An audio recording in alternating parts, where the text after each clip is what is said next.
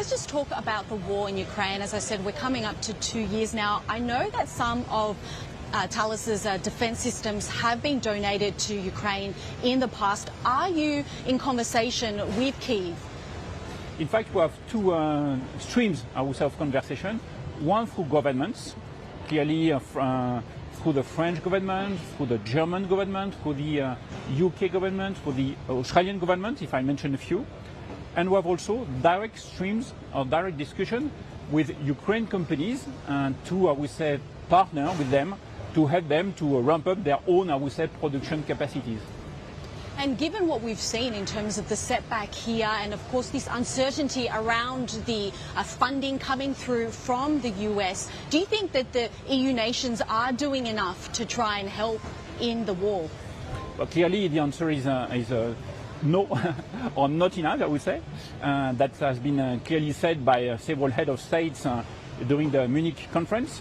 So EU, or let's say Europe as a whole, needs to invest much more. It's complementary to NATO. It's not, I would say, to replace NATO, but complementary to NATO. EU nations will and have to invest more in defense because the region is now not, I would say, totally secure. Yeah, and given, of course, the presidential election stateside later this year, do you think that we are going to see that? These promises that there's going to be more defence spending, is EU nations going to come through? Because when you look at the numbers, they're not quite there yet, a lot of these nations. Not yet, but that's what they say, so it's difficult to know. They have no crystal ball, but clearly the intention has been said repeatedly, so let's believe in them. And Patrice, I just wanted to ask you about some comments you've made in the past in relation to the French government, other EU nations needing to invest more in terms of STEM to create the engineers of the future. Do you think that there is enough policy support coming through to support that? We can do more. The answer is we can do more, and we need to do more. In fact, it's true in France, it's true in fact in Europe, it's true as well in the US.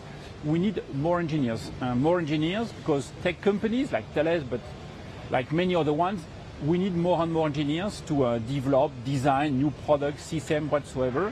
And for that, we need new talents, new brains. And clearly, the educational system do not produce, if I may say, enough, we say, talents in STEM to sustain the growth we foresee in the future. Yeah, because there has been a real ramping up by your company of more staffing on that sector. So are you saying that there needs to be more institutional level changes coming through? Clearly. It's not a difficulty for Thales because our brand, I think, is well known. So when we need to hire 10,000 people, 11,000 people each year, we can do so.